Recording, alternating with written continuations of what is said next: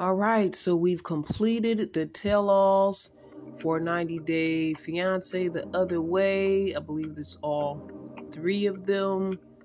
So this season has ended, and to me, honestly, especially the last tell-all episode didn't tell me really more than I already knew. So it was kind of a rehashing of things, in my opinion. Brandon and Mary,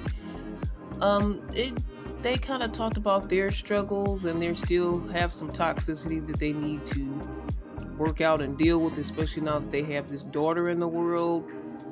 Brandon's mom is still being supportive of them, and they do need financial assistance as well. Brandon kind of calls Mary out of her name at times, and she says she cries, but she also has tendency to try to be super controlling because she wants to make sure everything works the way that she wants. So they both have their issues, but they're together, and it looks like they're going to work on their relationship. Holly and Wayne, same thing. They're going to work on their relationship. To me, their toxicity is not the same. I don't feel they're a toxic couple. I feel there may be a little bit, they said a little bit of a mismatch as for him being super manly and her being super sensitive and emotional, and him not being able to meet her somewhere in the middle. He also has some financial issues that she had to support and help him with as well. She can't work in his country, so she had to come back to the U.S. to pay off the credit card debt she used to help support him as he's having issues with his money and everything he's doing. So they are too going to continue to work their relationship out. It seems hard. He says it's emotionally draining, and I can understand on his point of view, but I also understand her side of needing someone to be supportive.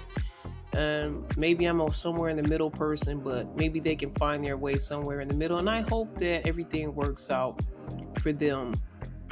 They're both Jehovah's Witnesses. They decided to stay celibate in their relationship until they got married, and that's a little bit of their backstory. Shekinah and Sarper, we know that they're a pretty toxic couple. They're super pretty. They're obsessed with their beauty and their vanity on some level. Sarper and Shekinah seem to be okay with their toxic relationship. Shekinah likes that he, wants to regulate her weight and tell her what she should do with her makeup and clothes. She likes those controlling elements of him. I think the worst thing Sarper can do now is just, if he sleeps around on her and cheats on her, then I would be done. But they seem to be okay with this type of arrangement they have. Then he showed his book of, I think he had 1,400 X's, actual letter X's throughout this book, showing how many women he had been with. And then it was color coordinated to how beautiful they were. So it was beyond shallow. It was a little scary. I think he said he considers this his trophy. And it's sad that men have that feeling. And I'm not saying all of them do, but a lot of men have that mentality of how many notches can they get on their belt that makes them more superior, more masculine, or whatever. But that doesn't really mean anything to me. And it partially feels a little bit demeaning, or a lot demeaning, for all these women that are represented by the letter X, no name or anything like that. You're just another notch on somebody's belt. So I think that's really shallow, but we already know that about Sarper. But he said Shekinah's changing him. She's his woman. She's the one. So if they're happy, and if he doesn't go out on her, I don't know. I'm gonna still wish them the best. I'm not gonna. So at first I was saying, Shekinah, you should leave him, but if she has her self-esteem intact, she's able to handle him, and she's okay with the way he is, then I just hope them and wish them the best, and I wish her the best for her mental health. Julio and Kirsten, again, didn't learn anything new about them. In their situation, they both look like they were supposedly cheating on each other as they were trying to get out of the relationship. Julio, because he did call himself Julio at one point. He allowed her to do that anyway. But it seems like he's trying to act like he was the good guy and she started cheating first, and then that's when he found somebody new through, I think, social media or a party or something like that, a combination of both. Anyway, they're not together, and Julio seems like he's happy with the new person that he's with. Kirsten continues to say she never cheated and was never with this guy that he's accusing her of being with. Kimberly and TJ, again, I was astonished that they were still together, and they seem to be on good terms, even though she was basically cussing everyone else out in the studio, but they were still good. But as we see the end of the episode, spoiler alert here, she's saying that they're good, but she's going to stay in America for like almost 4 months to be with her family. She's not really sure if TJ is in her future plans, and this is what she says. And I feel like she did lose a lot of her peace and a lot of herself being in that family and being in that situation. She does want to be with TJ, but she doesn't know how it's going to look and how it's going to work. And that's how they're ending things. But, you know, that always opens the door for a spinoff for them to be on another franchise or another part of the 90 Day universe. So we may still see more of Kimberly and TJ and see if she continues to try to navigate their relationship. Danielle and Johan, to me, I think they were beating a dead horse. Honestly, they were just trying to get Johan to say he cheated. He kept acting like he was perfect and amazing and tried to turn it back on her, which is what a lot of corrupt guys and liars and manipulative men do. He called her the manipulator, but I really believe her and her story. She's got too many people, too much research behind it. And the young lady came on and said that he tried to talk to her, but she didn't continue to talk with him when she found out Danielle was involved. So a lot of dirt on Johan. Looks like he's, again, like I said, a professional gigolo, which I did on one post. And they just kept trying to ask him. They just kept saying, be honest, be honest, be honest. He never did. He said he couldn't wait to get the money for the divorce. In my mind, honestly, I feel he'll continue to deny it. He wants this divorce because when he gets this divorce, because she makes more of the money, he's entitled to a portion, maybe even half, maybe even alimony. So the longer he hangs on to this marriage, he's entitled to some funds. And I think that might be part of his reasoning for completely acting like he did nothing wrong. She's the bad one in the relationship. I never cheated. If he makes himself look like the good guy to the courts, or at least tries to, even if she does have the evidence, he's going to still try to plead his case because I think he's in it for the loot.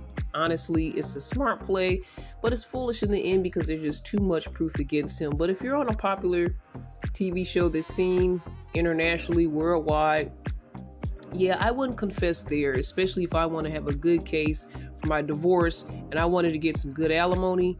Yeah, you wouldn't confess there. So they kept beating that horse and he never gave in, and I knew he wouldn't. But everybody was on Danielle's side. She cried. She cried out of pain, but out of solidarity that everybody was seeing her point of view, that she wasn't the evil one, that she wasn't crazy. Because again, when their relationship started in the last franchise of 90 Day, it seemed like she was emasculating him, talking down to him. Then when we see the new season, it seems like he was the bad guy. He was using her for her money, and now we find out he had so many other mistresses and women on the side.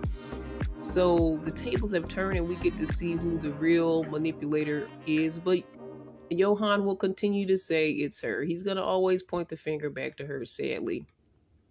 Kenny and Armando, again, they're trying to have a child. Should they use 2 embryos for their surrogate? Was the question, and they haven't answered that yet, but they have a better chance if they use 2 than if they only use 1, and they'll have to continue the process or do it again if it doesn't work or go through. But Armando and Kenny were standing up for people. Armando speaks Spanish, so he was talking to Johan, trying to get him to confess, trying to tell him to be a better guy, but that wasn't working.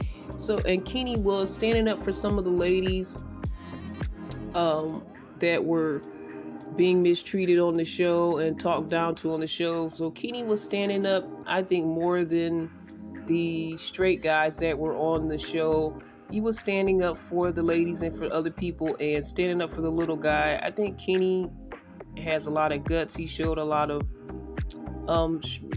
sensitive, kind masculinity versus hard, brute masculinity. And I think that's really important to have both of those elements as a man.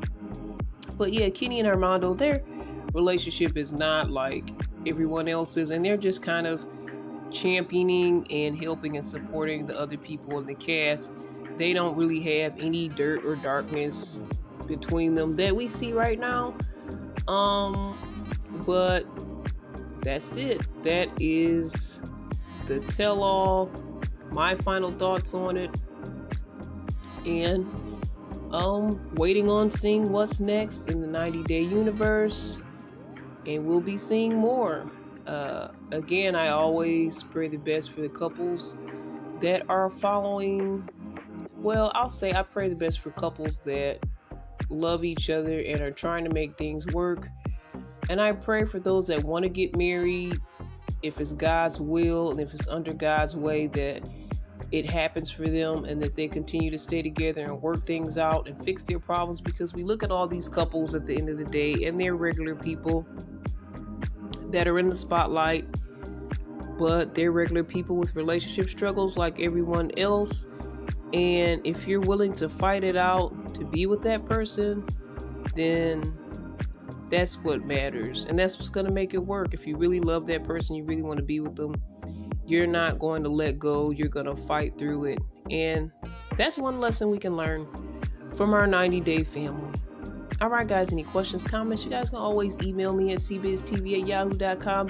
Listen to our episodes on our podcast. We're on Spotify. We're on Apple. Go to our website. There you'll find us on those platforms, cbiztvmedia.com. Thank you for your love and support always. Faith, love, and trends right here. This is Irene, CBiz Media.